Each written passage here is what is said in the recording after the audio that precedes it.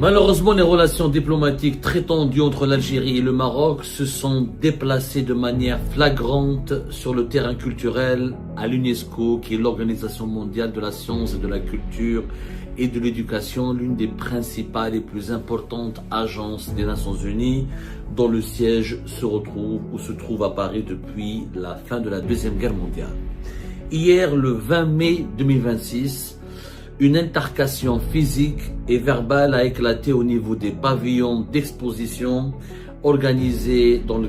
déployés dans le cadre de la Semaine de l'Afrique qui abrite en ce moment le siège de l'UNESCO à Paris jusqu'à demain le 22 mai 2026. Les images qui ont circulé sur les réseaux sociaux sont malheureusement choquantes, consternantes, où nous voyons des Marocaines et des Algériennes, des Marocains et des Algériens se disputer, s'insulter, s'invectiver au vu et au su de tous les autres participants à cet événement de l'UNESCO et au vu et au su de tous les responsables de l'UNESCO.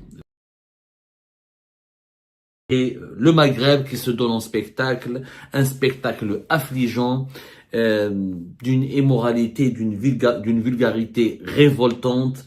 Et je pense qu'il était important pour nous de partager avec vous une émission sur ce sujet, une émission, vous nous connaissez, sur le conflit algéro-marocain. Nous essayons toujours d'être neutres et on vous demande à chaque fois de ne jamais prendre en considération les sources médiatiques algériennes et de ne jamais prendre en considération les sources médiatiques marocaines, étant donné que la liberté d'expression et la liberté de la presse sont extrêmement limitées, voire inexistantes dans les deux pays. Les appareils propagandistes des deux pays, à chaque événement, s'emparent de la manipulation pour désinformer et pour semer encore davantage la haine et la division entre les deux peuples et les deux pays, les deux grands pays, frères du Maghreb, qui n'ont malheureusement plus rien de frères, puisqu'aujourd'hui ils sont des rivaux, voire des ennemis. Alors, qu'est-ce qui s'est passé? Tout a commencé, alors il faut savoir que l'UNESCO, encore une fois, organise un événement important qui s'appelle la Semaine de l'Afrique. C'est quoi la Semaine africaine de l'UNESCO? C'est un événement annuel organisé par le groupe Afrique de l'UNESCO, qui regroupe tous les pays africains. Et cette Semaine de l'Afrique, c'est l'occasion de présenter le patrimoine africain à travers des expositions, des conférences, des projections de films, de la gastronomie et d'autres activités qui sont en relation avec tout ce qui est culturel, scientifique et éducatif et qui relève de la culture africaine. Donc la Semaine de l'Afrique a commencé et elle a commencé, je crois, il y a de cela quelques jours. J'ai pas la date précise. Tout ce que je sais, c'est elle va se terminer demain, le 22 mai. Voilà, elle a commencé le 19 mai. Voilà, le 19 mai 2026. Et elle se terminera demain, le 22 mai 2026. Hier, le 20 mai 2026, une véritable bagarre, avec des insultes, avec des agressions carrément, des agressions physiques. Une bagarre éclatée entre des représentants du stand algérien et des représentants du stand marocain. Je vais vous montrer les images. Après cette bagarre, les deux pays se sont accusés mutuellement par la voie officielle. C'est pas les médias ou l'ambassade d'Algérie à Paris en France a réagi. La délégation marocaine auprès de l'UNESCO, elle a réagi de son côté. Mais d'abord, je vais vous montrer quelques images. J'ai pas envie de vous montrer toute la vidéo parce qu'il y a des insultes et c'est vraiment une scène consternante, indigne. Chouma. Les Marocains et les Marocains, les Algériens et les Algériens ont humilié l'Afrique, ont déshonoré l'Afrique et ont donné une très mauvaise image de leur pays dans cet événement à la fois culturel, scientifique et patrimonial. Regardez les images.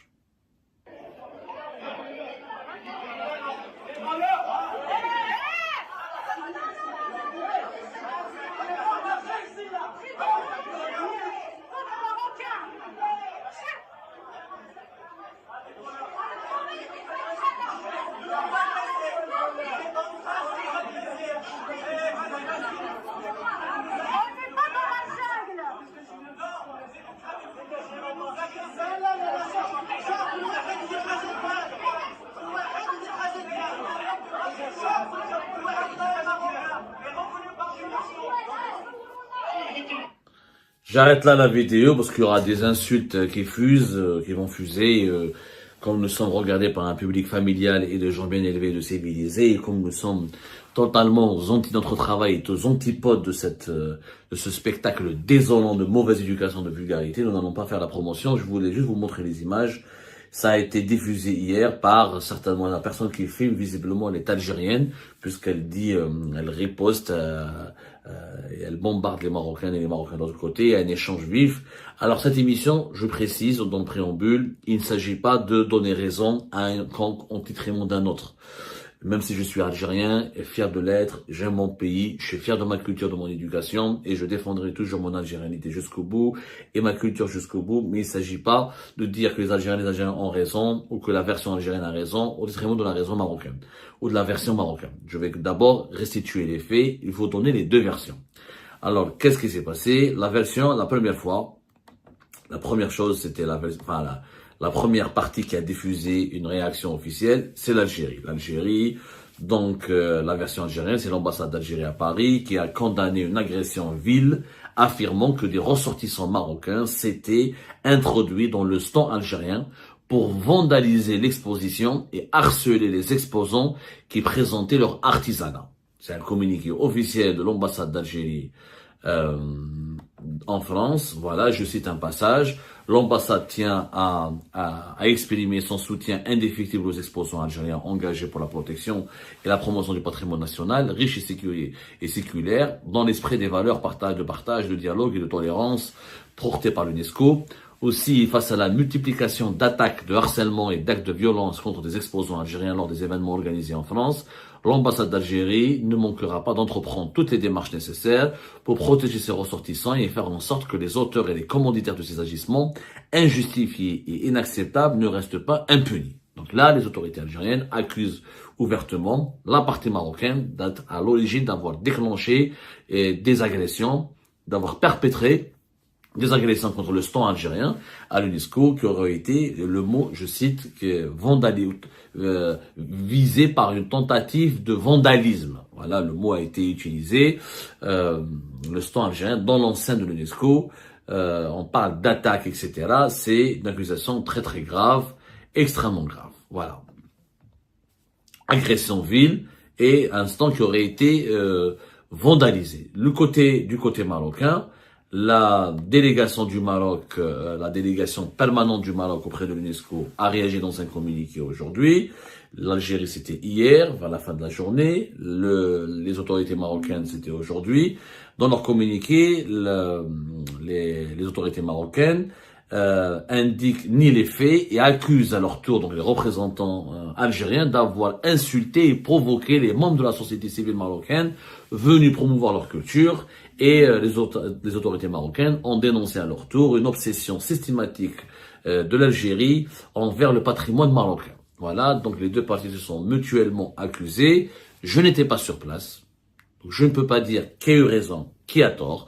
D'après les images qui ont été diffusées, on voit des échanges et on voit des tentatives, les deux parties voulaient en découdre. Mais qui a commencé à déclencher ces événements? Qui a déclenché ces événements? Qui a provoqué l'autre camp? Je n'ai pas, pour le moment, d'éléments factuels, précis, ni de sources oculaires qui pourraient m'attester de la véracité, de la véracité de la version réelle que je pourrais vous communiquer. Je ne peux pas vous dire réellement à qui incombe la faute. Mais moi, dans mon émission, je pense que ce qu'on devrait faire, c'est de responsabiliser les autorités des deux pays qui ont une responsabilité avérée dans l'instauration d'un climat de haine, un climat malsain, un climat de haine et de détestation mutuelle entre les deux pays. Ce que nous avons vu à l'UNESCO, ce n'est que là, il faut dire la vérité, n'est que l'aboutissement malheureusement naturel et automatique de cette propagande dans les deux pays qui a commencé depuis 3-4 ans maintenant. Et à chaque fois, sur les réseaux sociaux, les médias des deux pays, les dirigeants des deux pays, les partis politiques des deux pays, les autorités des deux pays sèment la zizanie et diabolisent l'autre pays, la partie ou le considérant comme un adversaire. Et malheureusement, les réseaux sociaux ont aggravé ce climat malsain, puisque les réseaux sociaux sont instrumentalisés largement par les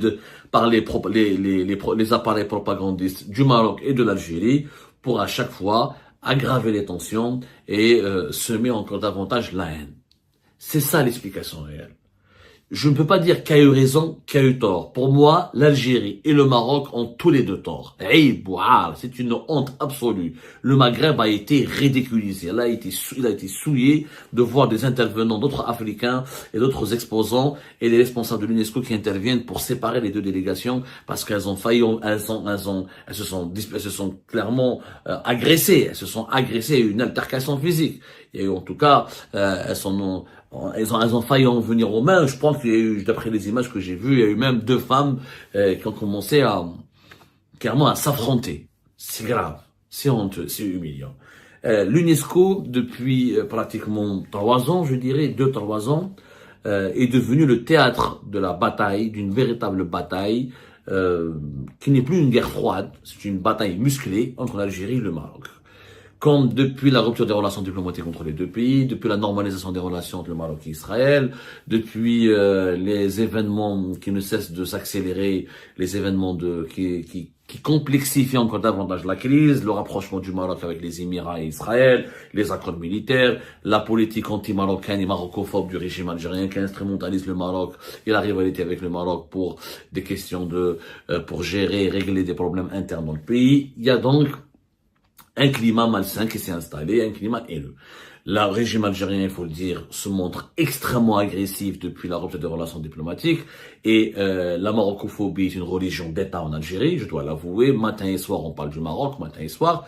Le Maroc qui s'était prémuni un petit peu, mais depuis la CAN, avant même la CAN et l'instauration des visas obligatoires pour les Algériens et les événements de la CAN 2025-2027, la CAN 2025 et les récentes résolutions de l'ONU sur le Sahara occidental et les récents affrontements diplomatiques entre l'Algérie et le Maroc autour du dossier du Sahara occidental ont exacerbé aussi au Maroc un sentiment anti-algérien et une propagande officielle aussi et officieuse de la part d'un appareil médiatique bien constitué et structuré qui attaque en permanence l'Algérie à travers tout ce qui la représente et tout ce qui la symbolise. Donc, cette guerre n'est plus froide, elle est frontale aujourd'hui. Et l'UNESCO, tout a commencé d'abord en fin d'année 2025, les tensions ont atteint leur comble à cause de la bataille, ce qu'on appelle la bataille du Qaftan. Nous en avons d'ailleurs réagi. Rappelez-vous, on a fait une émission intitulée La bataille du Qaftan, le spectacle affligeant de la guerre entre l'Algérie et le Maroc. À l'époque, les autorités marocaines se targuaient d'avoir remporté une victoire importante. Voilà, c'était fin d'année 2025 puisque le Qaftan marocain a été inscrit officiellement sur la liste du patrimoine culturel et matériel de l'humanité, c'était en décembre 2025.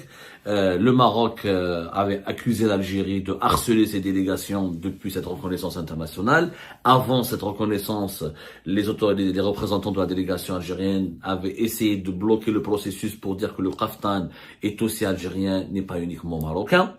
Et il y a eu des accrochages à la suite, mais à l'époque c'était uniquement un accrochage verbal et diplomatique. Par la suite, il y avait un épisode du Zellij en avril 2026, le Zellij qui est la mosaïque traditionnelle au Maghreb. Le Maroc, le ministère de la Culture marocain a officiellement saisi l'UNESCO pour faire inscrire le Zellij traditionnel sur la liste du patrimoine culturel matériel en considérant que le Zellij est marocain et pas maghrébin. L'Algérie a tenté les autorités marocaines accusent l'Algérie de tenter de s'approprier dans ses propres dossiers au visuel culturel le Zellij marocain. Les autorités algériennes réagissent. Une polémique qui avait déjà été précédée par une autre concernant l'équipementier Adidas qui a utilisé les maillots, une sorte des images du Zellij que le Maroc considère comme marocain dans les maillots de l'équipe nationale. Donc l'Algérie réagit. On est vraiment, depuis ces 3 dernières années, 2024, 2025 et 2026, nous assistons au sein de l'UNESCO à vraiment une sorte de guerre fratricide qui oppose l'Algérie au Maroc et le Maroc à l'Algérie, et ça devient insupportable. On est très loin de 2020, où il y avait un fait de gloire pour le Maghreb, puisqu'en 2020, le Maroc, l'Algérie et la Tunisie et la Mauritanie avaient déposé un dossier commun pour inscrire le couscous au patrimoine de l'UNESCO. Ça a été une réussite pour tous les pays du Maghreb, mais cette réussite est demeurée est resté plutôt une exception qui ne s'est malheureusement pas répétée pour le reste des traditions, malheureusement pour les autres dossiers culturels, sur le rail, les tenues traditionnelles comme le kaftan, d'autres arts culinaires, le Maroc et l'Algérie se bagarrent et les tensions ont abouti au sein de l'UNESCO à cet accrochage physique et verbal et ce conflit directement. Alors, qu'est-ce qui s'est passé? Il est possible que ce soit parce que malheureusement, on l'a remarqué. C'est vrai que à chaque fois, il y a un événement international ici en France. On l'a vu à la Foire internationale de Paris où les autorités algériennes avaient accusé des perturbateurs marocains d'avoir tenté de déstabiliser ou de s'attaquer au stand algérien parce qu'ils auraient présenté des produits qui sont revendiqués comme algériens mais que le Maroc considère comme des produits marocains. Voilà. Il faut reconnaître que à la Foire internationale de Paris, il y a eu des associations très pro-régime Tebboune, pro-lobby Tebboune qui ont investi les lieux et qui ont transformé cette foire commerciale en un meeting politique en faveur du régime Tebboune. Ça, je l'ai vu de mes propres yeux parce que je me suis déplacé à la Foire internationale de Paris pour vérifier. Mais c'est devenu aujourd'hui une fâcheuse tradition. Les accrochages, les tensions, les disputes et maintenant les bagarres physiques. Alors, c'est quand même stupéfiant que les Marocains et les Marocains, les Algériens et les Algériens se disputent et se bagarrent et s'agressent pour du couscous, pour du rail, pour du kaftan, pour du zellij, pour de la faïence, alors que nous sommes aujourd'hui dans le monde de l'intelligence artificielle. Nous sommes dans le monde des robots conversationnels. Nous sommes dans le monde de la conquête de l'espace. On parle aujourd'hui de la découverte des extraterrestres. Nous sommes dans le monde de la 5G. Nous sommes dans le monde des véhicules électriques. Nous sommes dans le monde des technologies tactiles. Et les Maghrébins, eux, ils s'entre-déchirent pour du kaftan, pour du rail, pour du couscous, pour des vêtements traditionnels. C'est du sous-développement. L'Algérie et le Maroc sont aujourd'hui l'un des pires exemples de sous-développement. Il faut savoir qu'il n'y a pas que l'Algérie et le Maroc qui ont une rivalité historique. Entre l'Algérie et le Maroc, il y avait une rivalité historique depuis l'indépendance, depuis la guerre des sables, jusqu'en passant par la question du Sahara occidental et passant. Il y a une rivalité. C'est pas les seuls deux rivaux sur la planète. Il y a plein de pays qui sont divisés ou qui sont entraînés ou qui sont impliqués dans des rivalités assez dures. Mais je n'ai jamais vu des pays rivaux qui se disputent ou qui se bagarrent ou qui en viennent aux mains, dont les représentants officiels en viennent aux mains dans des événements internationaux. La Thaïlande et le Cambodge, il y a eu une guerre, il y a des affrontements, il y a eu des morts entre les deux pays. Je n'ai jamais vu à l'UNESCO, à l'ONU ou lors d'une exposition internationale des Cambodgiens et des Thaïlandais se disputer ou se bagarrer. Je l'ai jamais vu. Entre le Congo et le Rwanda, il y a de graves tensions, il y a un conflit armé. Je n'ai pas, lors de la semaine de l'Afrique à l'UNESCO, ni les Rwandais, ni les Congolais ne se sont disputés ou ne se sont agressés ou ne se sont provoqués alors que leurs pays sont en guerre. Je rappelle, le Rwanda soutient directement une rébellion armée qui sème la mort au Congo. Pourtant, voilà, des pays rivaux, il y en a énormément, vraiment. En Afrique, il y en a entre l'Éthiopie et l'Égypte, à cause de la gestion des eaux du Nil. Je n'ai pas vu des Égyptiens et des Éthiopiens se bagarrer ou s'agresser à l'UNESCO au niveau de notre arène internationale. Et il y a vraiment beaucoup entre Cuba et les États-Unis d'Amérique. J'ai pas vu des Cubains et des Cubains et les Américains se bagarrer ou là en venir aux mains. Je n'ai pas vu ça. Il y a que les Algériens et les Algériens et les Marocains et les Marocains qui se donnent un spectacle et qui dépassent les limites, qui franchissent et qui violent toutes les limites de la bienséance et de l'élégance et qui versent dans l'immoralité et dans la vulgarité. C'est qu'il y a un problème maghrébin. Le Maghreb est devenu vraiment très noyauté par le fanatisme, l'aveuglement, la haine et l'ignorance et le sous-développement. Et ce conflit algéro-marocain va entraîner toute la région dans les abysses non seulement de la misère et de la détresse, mais aussi de la division. Aujourd'hui, nous, les Maghrébins, on donne une très mauvaise image de nous-mêmes, une piètre image de nous-mêmes dans le monde. Qu'on soit algérien ou qu'on soit marocain. Franchement, le Maroc n'est pas super développé par rapport à l'Algérie. L'Algérie n'est pas super puissante par rapport au Maroc. Il faut vraiment, comme on dit, il faut vraiment laver ses pieds avec de l'eau fraîche ou boire de l'eau fraîche un peu se calmer. Ce sont deux pays sous-développés, confrontés à des injustices énormes. à des inégalités énormes. On a un retard de sous-développement énorme dans pas mal de domaines. Vraiment, se donner en spectacle, se bagarrer et se faire la guerre comme ça à cause d'une rivalité politique et historique dont les raisons n'ont aucun sens. Le conflit algéro-marocain est débile. Il est débile.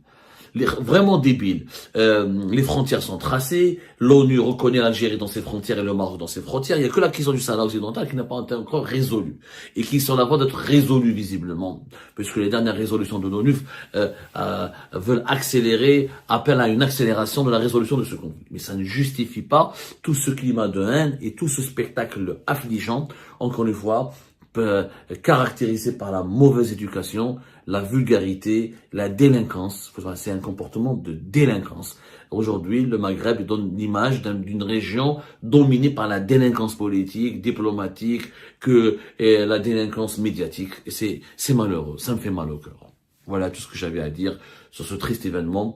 Et c'est ce que je vous appelle d'ailleurs à rester très courtois dans les commentaires et à lancer les appels à la paix, au dialogue et vraiment à comprendre qu'entre les Algériennes et les Algériens, les Marocains et les Marocains, il y a beaucoup plus de points communs que de divergences. Même culture, même région, même religion, une histoire commune, une géographie commune.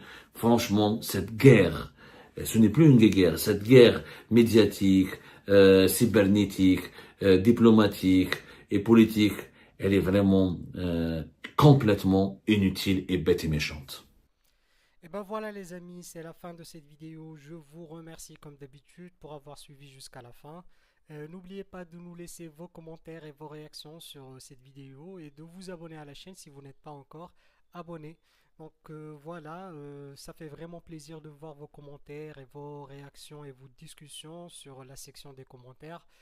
C'est très intéressant et je vous prie toujours de garder le respect et un petit peu la bonne ambiance pour tout le monde. Donc voilà, merci beaucoup et à la prochaine dans une nouvelle vidéo. Au revoir.